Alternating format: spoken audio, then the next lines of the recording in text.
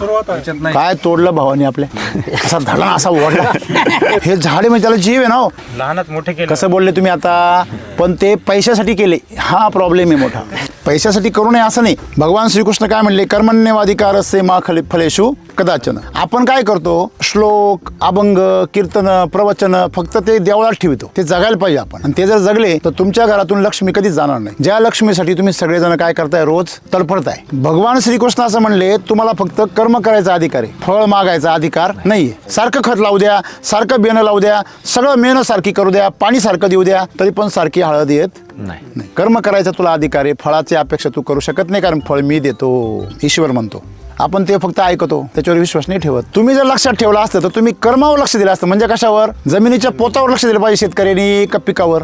जमिनीच्या तुम्ही कुठं लक्ष देता? पिकावर. मग तुम्हाला असं का वाटतं बुवा, तुम्ही उलटे कामं करायचे आणि सुलटे परिणाम झाले पाहिजे? बोटावर लक्ष द्या, मी दिसतोय तुम्हाला? बोटावर लक्ष दिलं मी दिसतोय का? नाही दिसत. आता माझ्याकडे बघा, आता बोट दिसतंय का?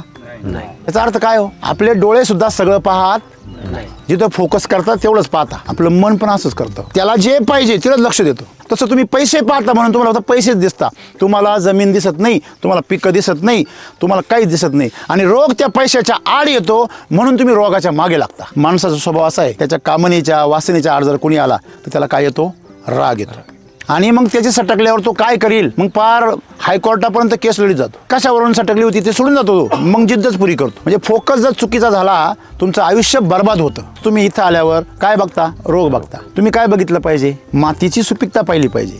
इथली माती कशी आहे, ह्या मातीत काही बदल झालाय का? बेडवरची माती हातामध्ये धरा, नाकाजवळ काय येतो, पहिल्या पावसासारखा वास येतो. आता ही माती कशी आहे बघा, दाबा थोडी, काय बनला, लाडू. आता थोडी दाबा, परत काय झाली, मोकळी. तुमच्या वावरात जाऊन माती अशी उचला ना, असं करा, अशी होत हे शेतकऱ्याला कळलं पाहिजे. हळद नाही कळली पाहिजे. अरे काही लावा, मातीत जर कस असेल तर काही लावा, आणि मातीत कस नसेल तर नुसतं डोकं लावा, बाकी काहीच नका लावू. 20 वर्षापूर्वी ज्याप्रमाणे हळद पिकत होती, लावली तरी येत होती, आता नुसती लावून नाही येत, डोकं लावावं लागतं.